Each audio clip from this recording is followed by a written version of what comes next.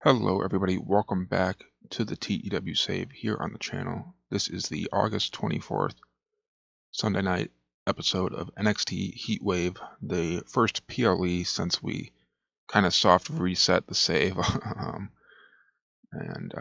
think we got a great show tonight. I'm really excited. I really thought up some good endings to these matches. I'm hoping it's going to be a good show. And Shawn Michaels just welcoming everyone to the episode, to the show for 79. Crowd's hot to start, and we're going to start off with the TNA World Championship triple threat between Mike Santana, Joe Hendry, and Trick Williams, starting off with a bang. And right away, Trick Williams slips out of the ring, forcing Joe and Mike to go at it. And as Trick gets back in, you can tell that both Hendry and Santana are isolating Trick Williams. They want the title to be on a TNA wrestler. And Mike Santana hits a running knee on Trick into the corner. Hendry hits a fallaway slam. Both men line up and hit Trick with a double clothesline and go for the cover, but they both go for the cover at the same time. So, the ref doesn't know who would get the win and is confused, and they look at each other.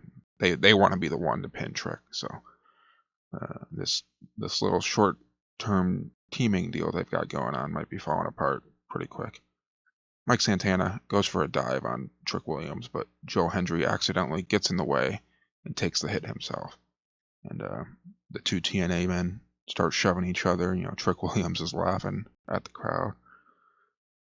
Trick NA is his company. And Mike Santana destroys Trick Williams with a sliding forearm, goes for the cover, but is broken up by Joe Hendry. Obviously, TNA men aren't willing to just let the other guy take the title, even if it's for the greater good.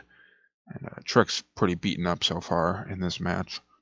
Mike Santana looks to take advantage of that and rush again, but Joe Hendry attempts a standing ovation at the same time. The two men collide in the middle of the ring. Trick hits Mike Santana with a knee strike out of nowhere, and Joe Hendry quickly throws Trick out of the ring so that he can cover Mike Santana himself.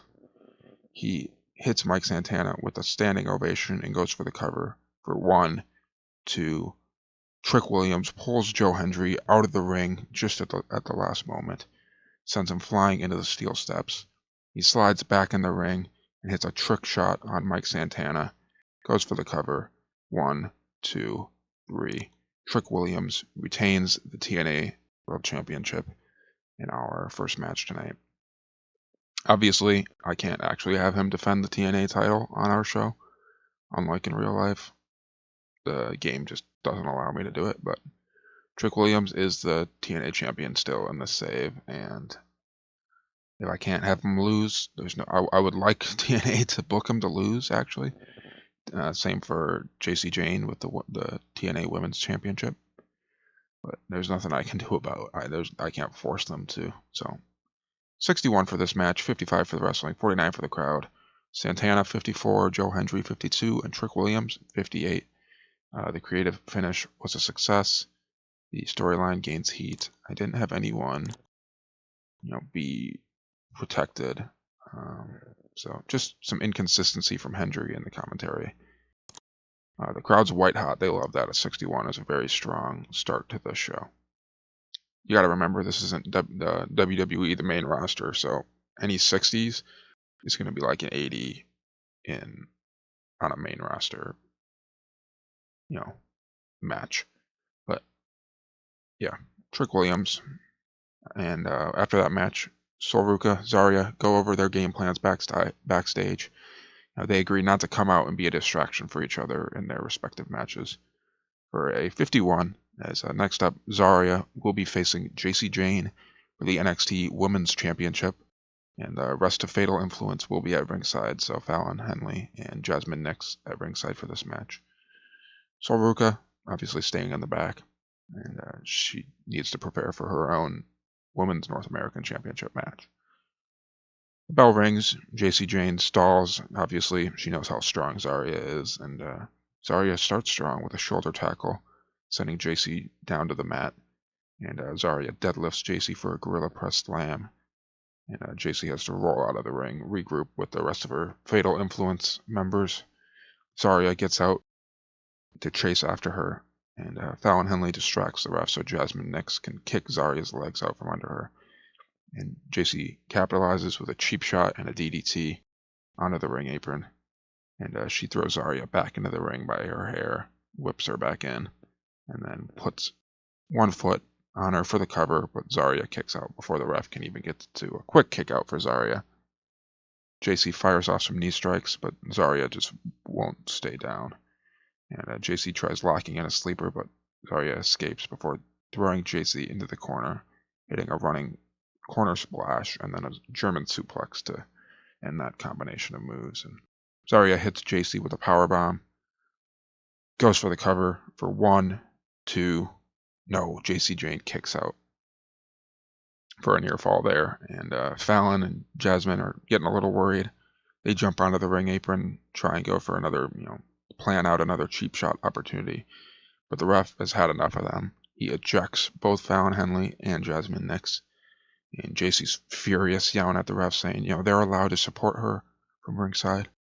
And, the ref turns around to make sure Jasmine and Fallon are actually leaving.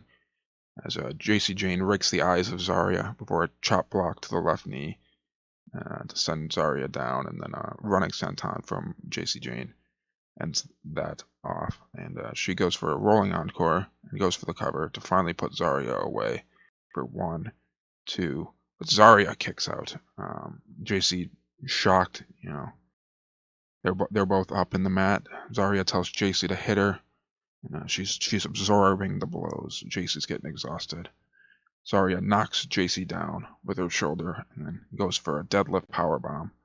And then does it again, just beating down JC Jane. She picks up JC Jane and is able to hit the F6, her finisher, and go for the cover for 1, 2, 3. Zarya is your new NXT Women's Champion for a 39, 40 for the wrestling, 37 for the crowd, 41 for Zarya, 39 for JC Jane.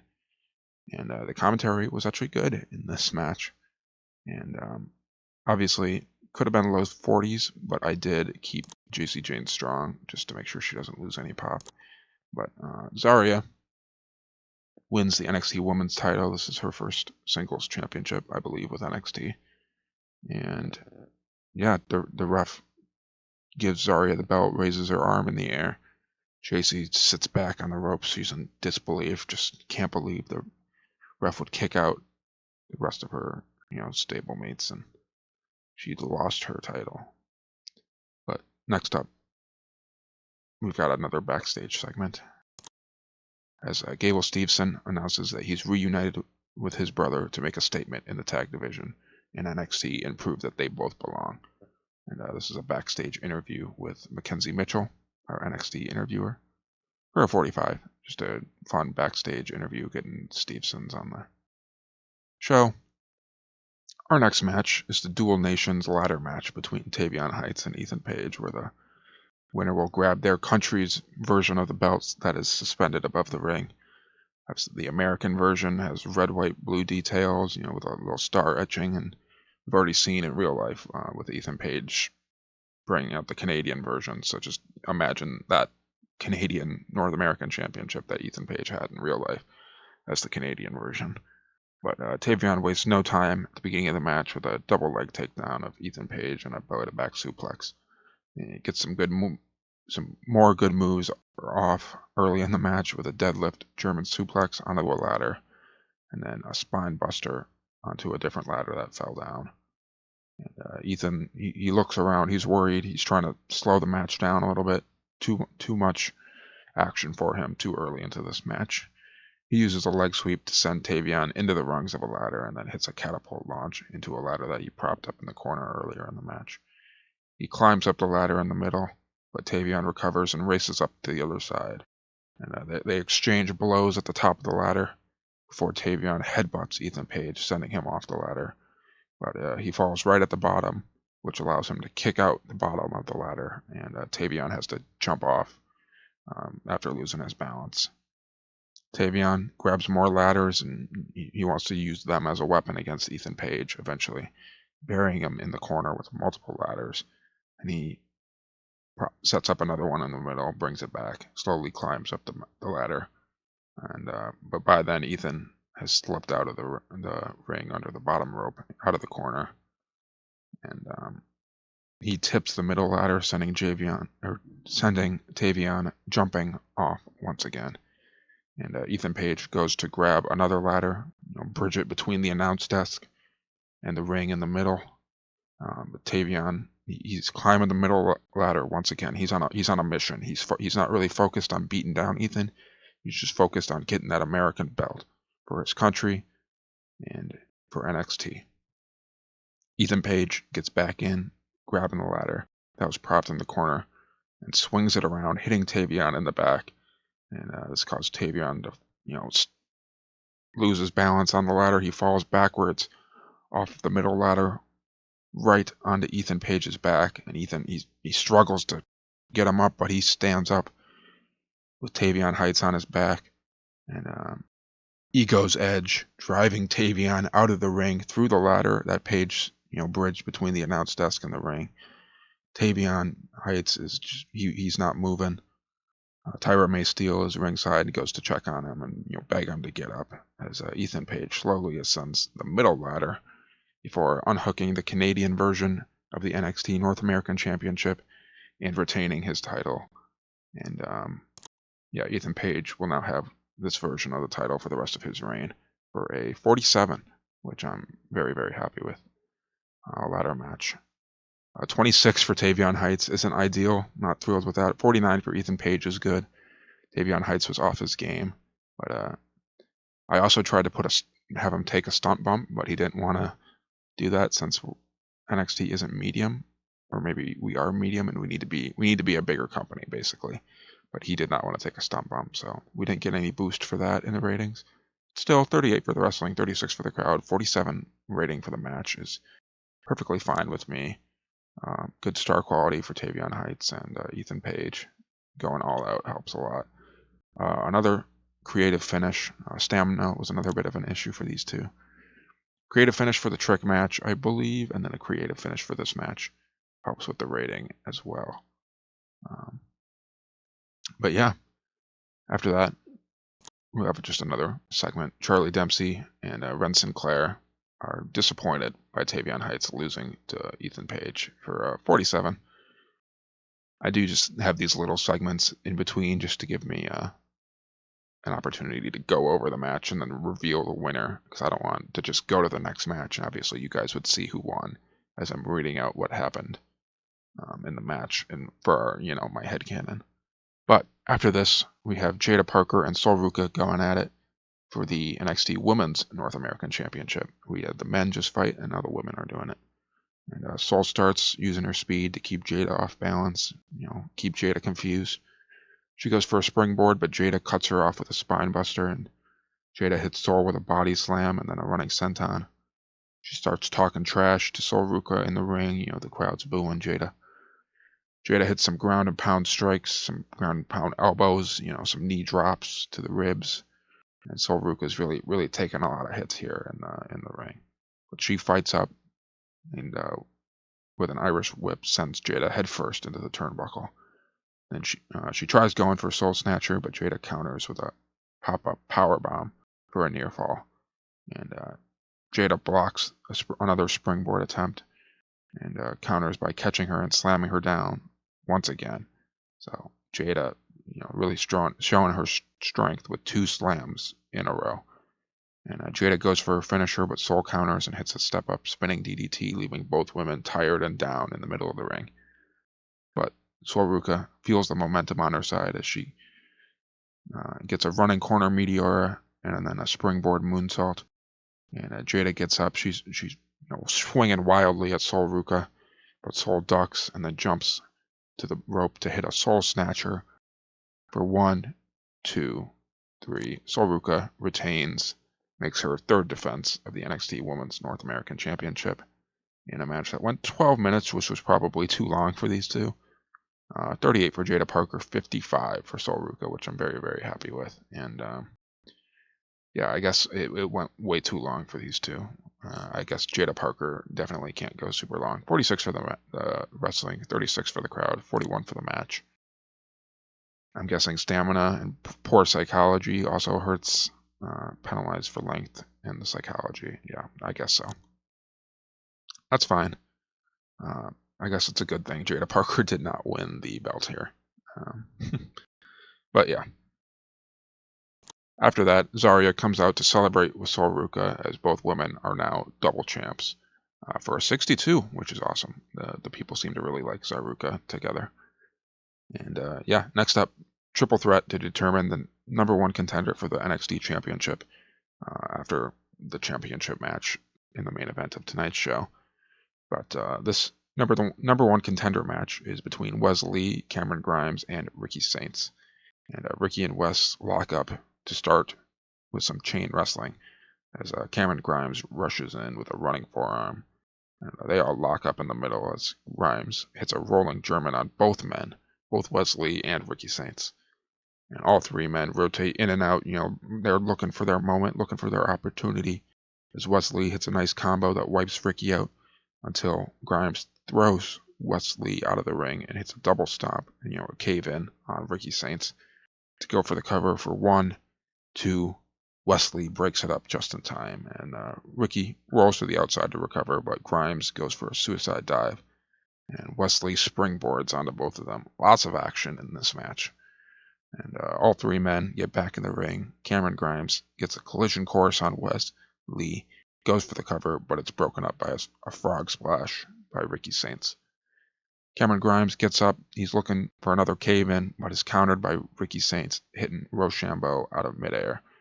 And Wes Lee tries to take advantage and hit a cardiac kick on Ricky Saints, but he's too tired to go for the cover. All three men are down in the ring. It's just a back-to-back-to-back action, a triple threat, just what the people like. NXT does a great job with the triple threats. Wes gets up, climbs to the top rope, looking for a spiral tap on Cameron Grimes, but Ricky shoves Wes down to the apron. Grimes staggers into the right position for Ricky to hit Rochambeau and go for the cover for 1, 2, 3. Ricky Saints is your #1 contender for the NXT Championship. And this was a great match. 56 for the wrestling, 44 for the crowd, 62 for this match. This match got the crowd buzzing, so I'm very, very, very happy with that. Obviously, match was designed so the wrestlers could go out and try and steal the show. I think Ethan Page I set as either as Mayhem or a Wild Brawl, if that's correct. And then I had a storytelling match in here too. And those were the 3 that we had to do, I believe. But yeah, Ricky Saints, #1 contender.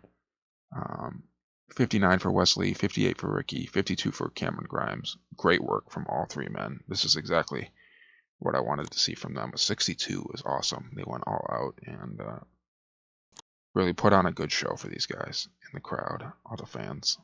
That's what I like to see. And Ava comes out, announces Ricky Saints as the top contender. And AJ Winkler does a bad job as a road agent. 51 is fine, though, I suppose. Not the end of the world. And yeah, next up is the dog collar match between Jordan Grace and Blake Monroe.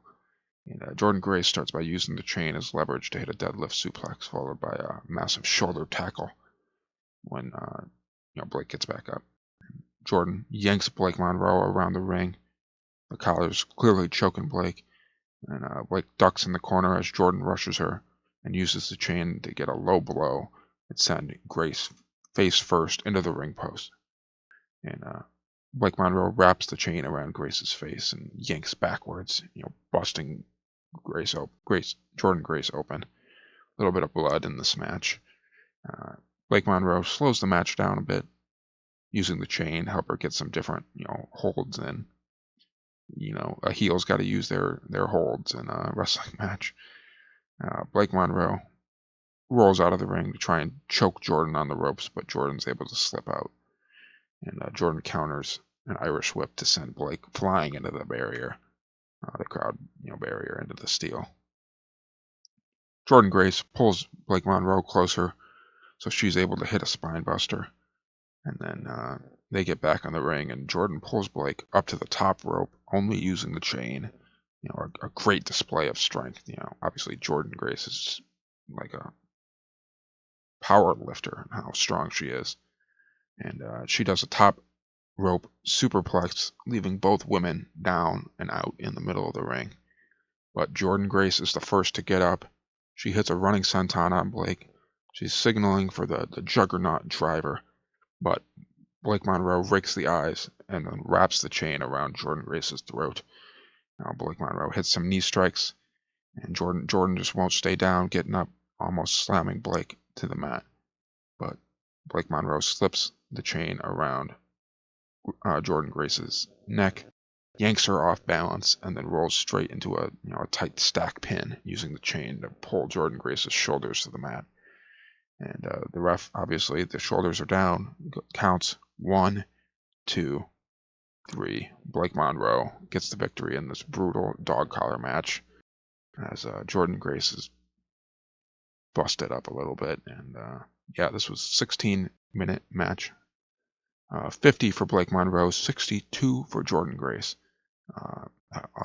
Another Blake Monroe creative finish is a success. A 63 for this match. I could not be more happy with that. 56 for the wrestling and a 49 for the crowd. Great match. Only penalty is the commentary once again, which isn't the end of the world. I'm not gonna focus too much. It's NXT. The commentators are working to get better too. But yeah, maybe this should have main evented. This was a great match. Very, very happy that the dog collar match worked out in the save at least. I hope you guys liked the action as well. As William Regal is backstage wishing Javon Evans some good luck in the main event. As if you did not watch the previous NXT episode and don't know, our main event tonight is a triple threat match for the NXT Championship between Eddie Thorpe, Javon Evans, and Oba Femi, the champion.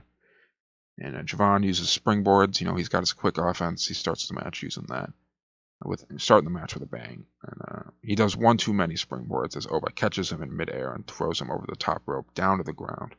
Crazy display of power from Oba Femi there. Eddie Thorpe, he's trying to target Oba's knees, chop him down, wear him down, gain an advantage early on. And then he slips out of the ring, tries to stop Javon from getting any aerial moves off by keeping him at ringside, outside of the ring. Oba gets sick of the others trying to control this match. He hits a spine buster to Eddie Thorpe before slamming Javon down. And he throws him into the ring, goes for the cover, but Javon kicks out at 2. Maybe spent too much time at ringside. And Oba pops Javon up, obviously looking to finish this match early for a pop-up, power bomb. But Eddie Thorpe blasts Oba in the knee, causing Oba to drop Javon and then roll out of the ring. And Eddie Thorpe hits his finisher on Javon Evans, goes for the cover for 1, 2. Oba Femi pulls Eddie Thorpe off of Javon at the last second. And Javon climbs to the top rope, but Oba meets him there. And Eddie Thorpe also climbs up as all 3 men are brawling, balancing on the ropes, brawling at the top of the top rope before, Oba is shoved off to the middle of the ring. And Javon hits Eddie, causing Eddie Thorpe to lose his balance.